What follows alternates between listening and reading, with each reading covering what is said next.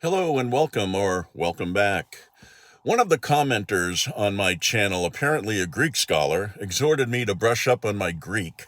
He contends I made a grave mistake by claiming that the word generation in Matthew 24:34, where Jesus declares, quote, "Truly I say to you, this generation will not pass away until all these things take place," means a group of men and women living at the same time as in those living in Jesus' time.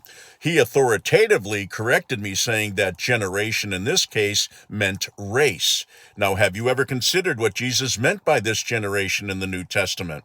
Apparently, it's a phrase that seems to spark a lot of discussion, especially when it comes to understanding end times prophecy.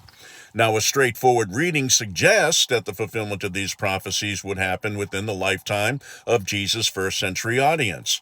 We can also see how this generation is used elsewhere in the New Testament. You'll find it always refers to Jesus' contemporaries.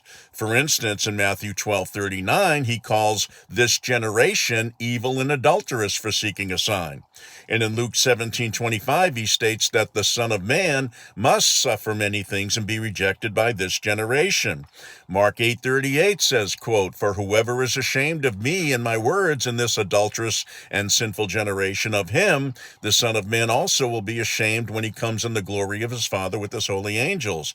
And then in Acts 2:40, "And with many other words he," Peter, "testified and exhorted them, saying, quote, 'Be saved from this perverse generation.'"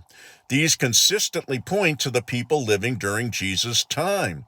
No other interpretation truly fits the text. Now let's do a bit of a word study. The Greek words genea, Genea, Strong's Concordance number G1074, and genos, Genos, number G1085, both relate to lineage or origin, but they have distinct primary meanings and applications. Genea primarily refers to a generation in terms of time, or the people living during a specific period. Strong's defines Genea as the period of human life, a generation, those born at the same time. Its emphasis is often on co-inhabitants over a span of time. Genos is a similar Greek word used in the New Testament to define race.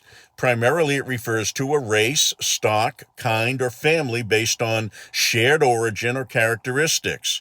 Strong's definition includes a race, nation, people, stock, lineage, family, offspring, or descendants, a class, kind, or a sort. Its emphasis is on shared ancestry, inherent nature, or classification. It defines a group by their common origin, ethnicity, family ties, or as a specific type or species. Genea focuses on time, a group of people living at the same time, or a period of time. Genos focuses on shared origin or characteristics. Genea is often more restricted to a specific expression of time, in our case, this generation. Genos is broader, encompassing a lineage over time, an entire ethnic group, or a category of things or beings. When Jesus says, "Truly I say to you, this generation will not pass away until all these things take place," he uses Genea to refer to the people living at that specific time. When Peter describes believers as, quote, "a chosen race, a royal priesthood," end quote, in 1 Peter 2:9, he uses genos to describe their shared spiritual origin and identity as a distinct people group.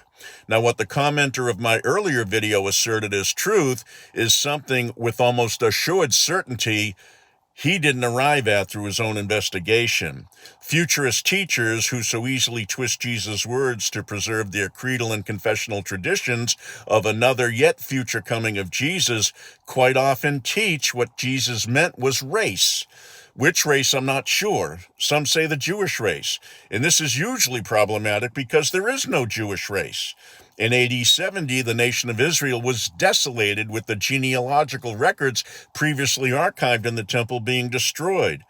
And Galatians 3:28-29 records, quote, "There is neither Jew nor Greek. There is neither slave nor free. There is neither male nor female. For you are all one in Christ Jesus. And if you are Christ's, then you are Abraham's seed and heirs according to the promise." The true Israel are those born again in Christ Jesus of the faith of Abraham.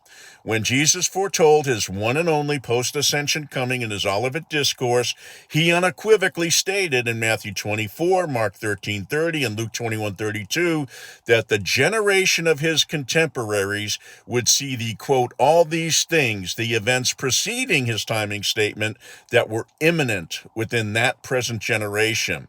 So for good measure and confirmation, let's also look at Matthew 16:27-28. For the Son of Man will come in the glory of his Father with his angels, and then he will reward each according to his works. Look at this time statement. Assuredly I say to you, there are some standing here who shall not taste death till they see the Son of Man coming in his kingdom. Now, I'm going to end here, so please comment if you like. I'd appreciate it if you could consider subscribing to the channel as well. God bless.